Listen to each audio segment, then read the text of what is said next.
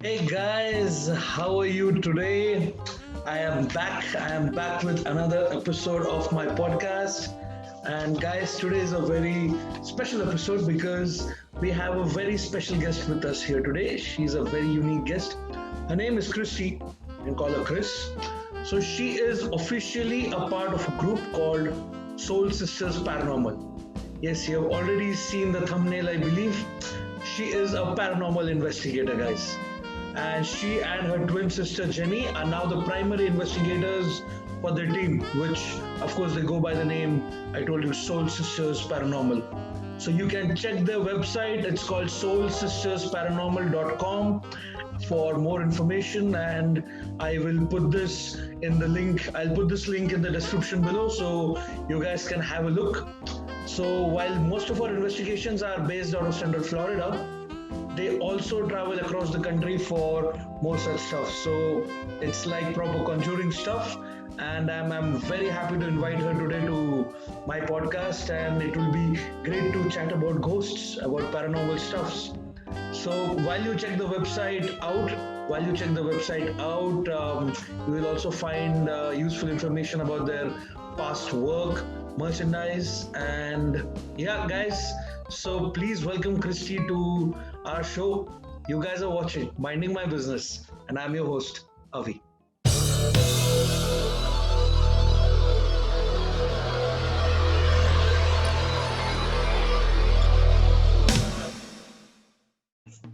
Okay, we are on air, and first of all, Kristy, welcome to my show. Thank you for having me. It's called Minding My Business, and I generally talk to people from all parts of the world and with different professions. And yours is very, very interesting, and I'm willing to, I can't wait to go ahead with this.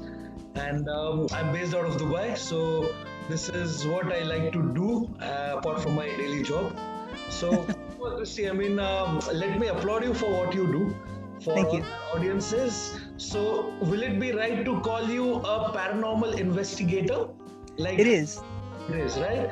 So, believe me, I think you will have to be made of steel to do kind of job because I cannot even finish conjuring in broad daylight, you know. It is interesting, when we go to some of these locations, you're staying in locations that have a very different history, i.e., prisons, insane asylums, former Civil War hospitals or forts. So it is different when you go into these, but for us, it really is about the historical aspect of being able to stay in some of these very historic locations, and then finding things that we can't explain. And so that's really what drives us, is that historical aspect. Okay, nice. What I wanted to say is, see, I went through your website also. I saw everything in your website, whatever there was to see. And in that FAQs in the last page, you guys, there is a question. Do you believe in ghosts? And you have written, yes, we do. Of course, Yes. now we know the answer, but so what I want to start with this, because this is a very general conversation, and before I dive deep into this whole phenomena, what I wanted to ask you is, see, in a society where we live in, it's like we are always in a constant denial, Yep.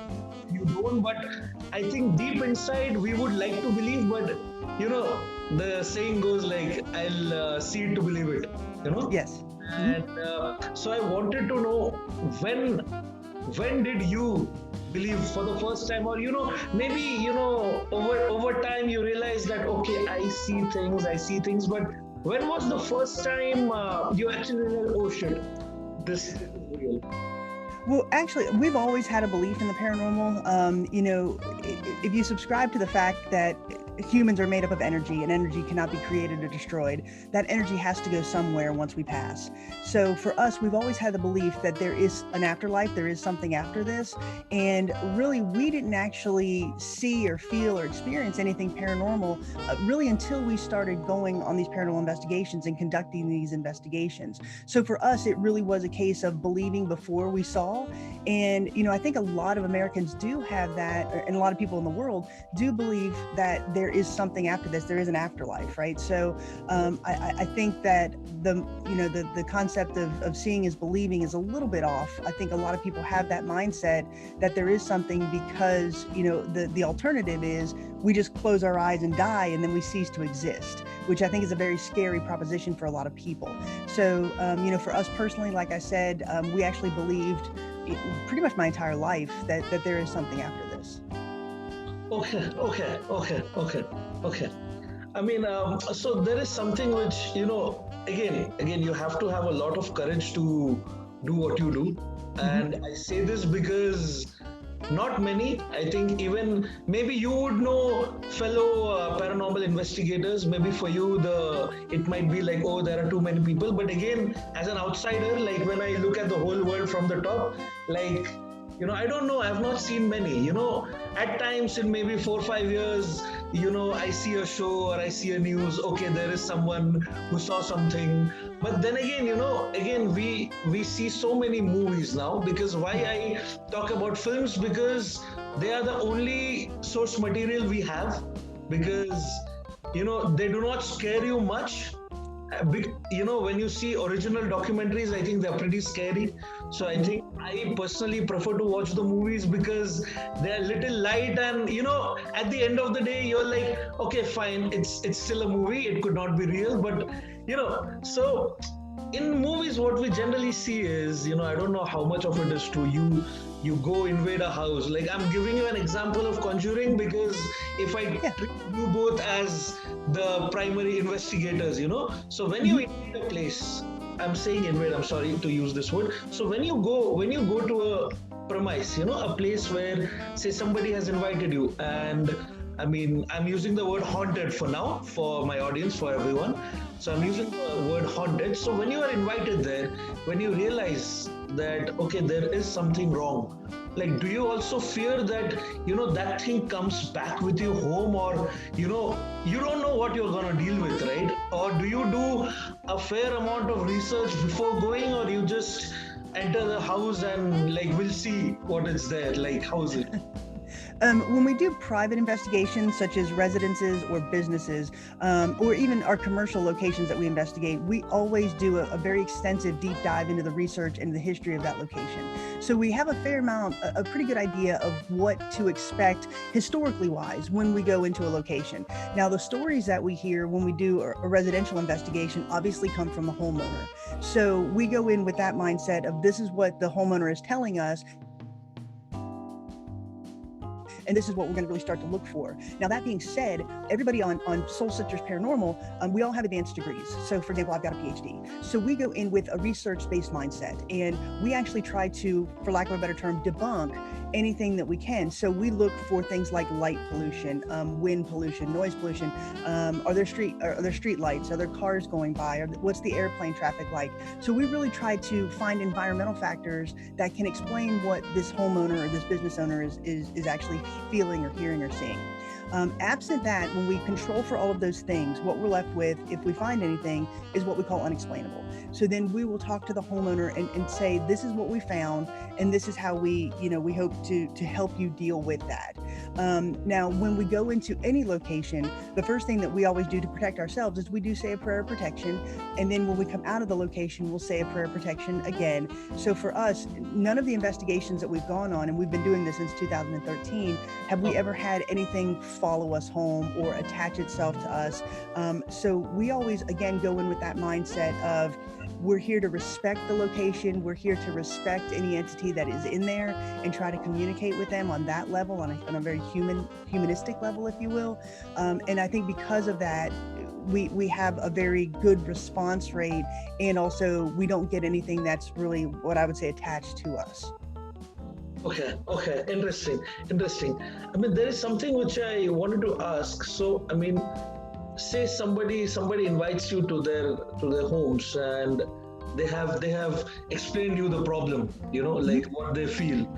Somebody say I mean, for example, like, I invite you to my house because, say, I'm hearing some sounds which are abnormal. It shouldn't be there at that particular time of the day. It's not from the house aircon or something, so I find something fishy, and say, I don't believe in ghosts, but say my wife asks, okay, let's get Kristy on and let's ask her opinion. So when when you go to these places and then that this is, sometimes it could be false also, right? False alarm also, right? It could be a false alarm as well. It could be Exactly. like, the aircon is not working, that's why the noise. But when you realize that, okay, there is a paranormal being or a paranormal force, how easily are you able to convince that owner that, okay, this is the problem? Like, are they willing to accept, that, oh, my house is haunted all the time? Sometimes they will call you, but they won't be able to, accept it from inside. Like, you understand? Yeah, and that's a great question. So when somebody contacts us, really the first thing that they say to us is, please don't think I'm crazy. And we don't. We go in with that mindset of they're actually experiencing something. Whether or not that's paranormal, that's for us to try to go in and determine. So to your point, we have found instances, I'd say probably 30% of the time, where it is something that is explainable. So for example, we got called in to a business owner's location, and he was convinced that it was haunted because his night vision video cameras kept going on and off during the night. And so we went in and we did an investigation, and we weren't feeling anything, we weren't experiencing anything. So we left our night vision video cameras there for the night. And when we came back the next morning, we asked him, did your cameras go off? Did they experience anything? And he said yes. So I asked him for the timestamps, and I compared his camera's timestamps with mine. And what we found was the way his storefront was positioned, there was a lot of traffic making U-turns. So the headlights would come into his building and go through the storefront, which was glass, and bounce off some mirrors and essentially blind his cameras, which would turn them off and turn them on. So it wasn't paranormal. It was actually something that was environmental that he just didn't really think of. Okay. So when I told him just to change the camera angle, then the quote unquote haunting stopped. So, but now we do go into locations where we actually find something, and it's something that we can't explain. So for example, we went into a house, and the woman who owned the house said, there's something here. I hear it talking at night. I hear footsteps. My dog keeps growling at something. And so when we went in, and we're an all female team. So when we went in on our voice recorders, we were capturing male voices when there's nobody else in the house but us. And so we told the homeowner, we do believe that there is something here. Now you can live with it if you want to live with it, and if it's not harmed you, we do believe that your house is haunted. So you can, like I said, you can either live with it, or we can help you come up with steps to get rid of it. So in that instance, we will call in a priest, we will call in a demonologist, we will call in, somebody who can sage the house and give positive vibes into that environment. And that's the way we help the owner deal with whatever we found. So to your point earlier, there are environmental factors, legitimate environmental factors that we find in some of these cases that account for the quote unquote haunting.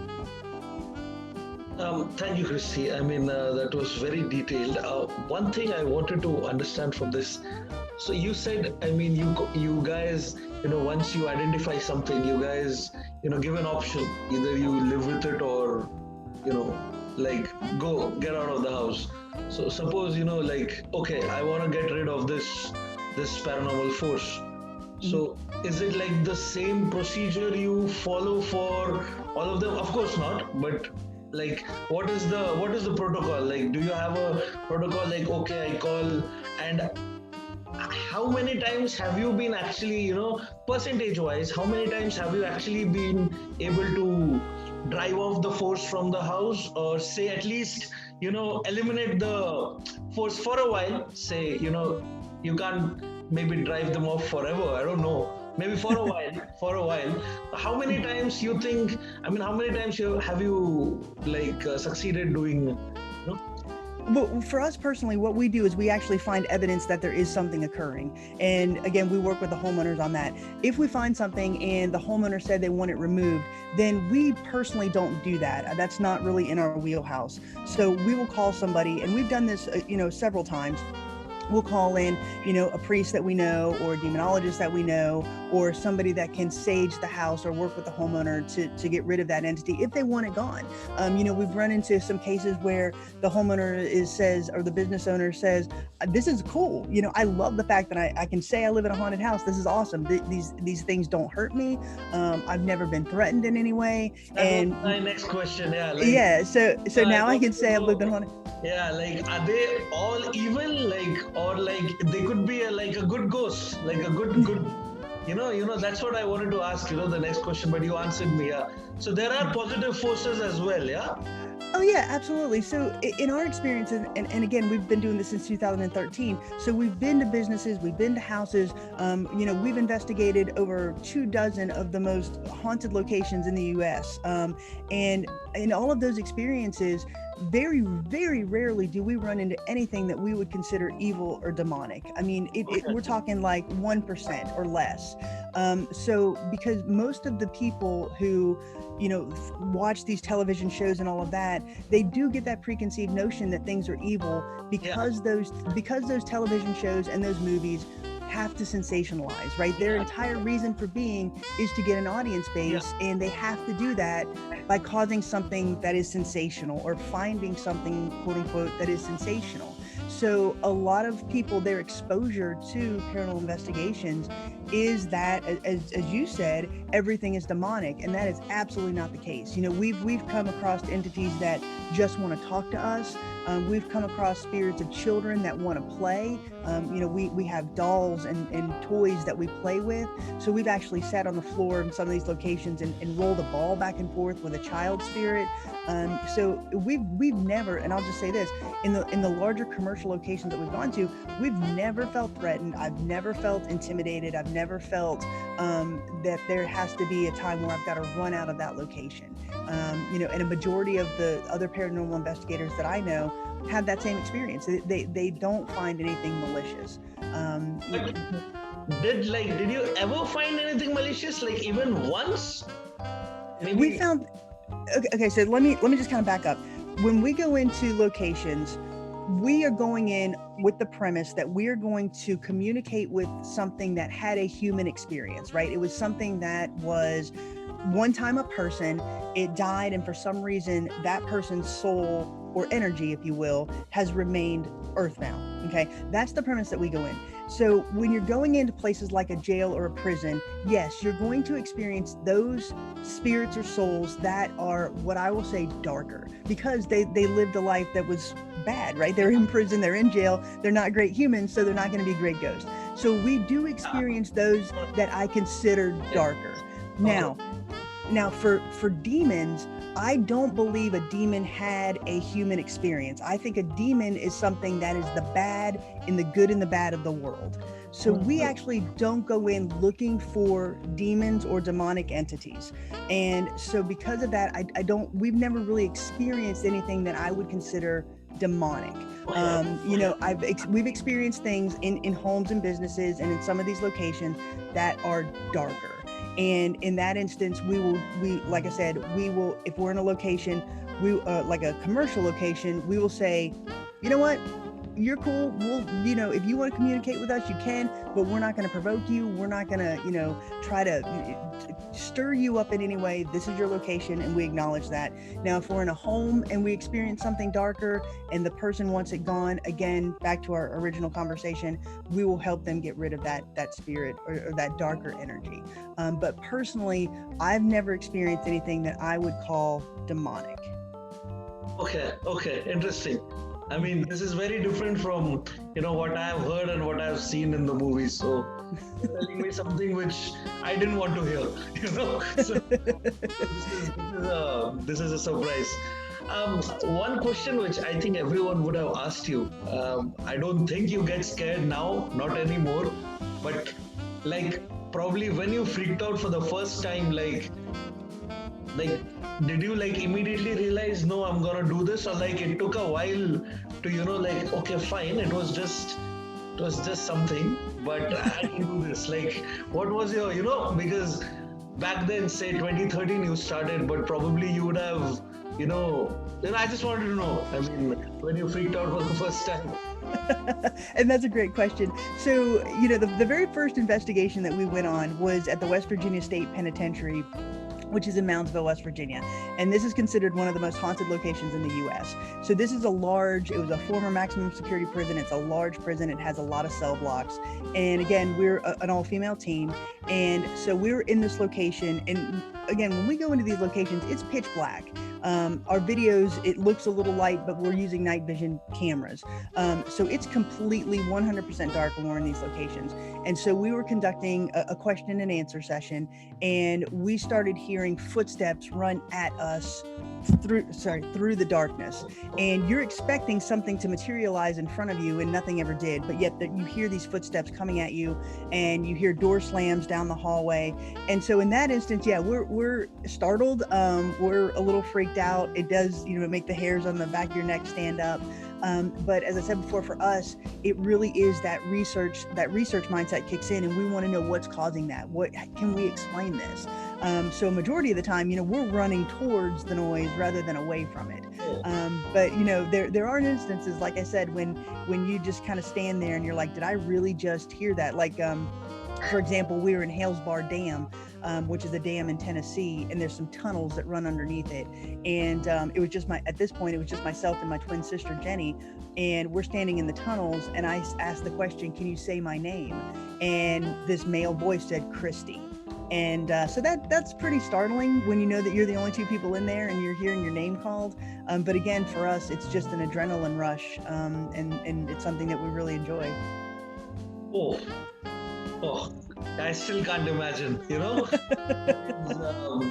I watch with my wife, whenever we attempt to watch a horror movie, it's always during the daytime because, and we take a lot of breaks. We don't push the envelope much because, because sleeping becomes very difficult afterwards. That's frankly being very honest, I cannot handle it. So that's why, when I heard about you, I really wanted to talk to you because this is something which, you really need to be made of steel. I mean, I have no other words. But amazing, Kristy. This is something which, not many people in the world do. And by what you're dealing with, and it's like, oh my goodness. Kristy, I wanted to ask you, what does your family have to say about this? What is their reaction? Are they into it completely, or they're like, you do whatever you want to do, don't get this home? Well, the interesting thing is, when we first started this, the very first investigation that we went on, it was actually a girls' trip. So my sisters and I, we live in different parts of the country. And so we would routinely get together and do cool things on some weekends, right? A few times a year.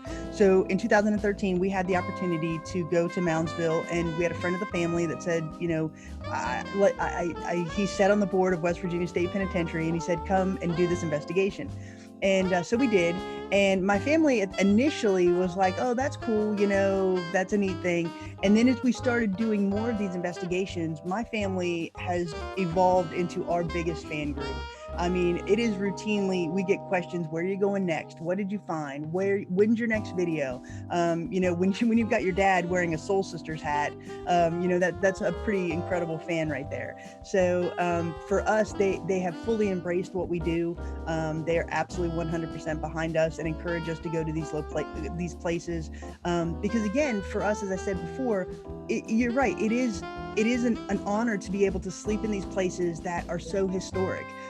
We get to have a very tactile experience with history. I've stayed in a Revolutionary War fort or the St. Augustine Lighthouse or Civil War Hospital. So to have that experience with just the historical aspect is an amazing experience. And then to add the paranormal on, as secondary to that is really an amazing thing for us. So to your question, our family is just absolutely 100% behind us.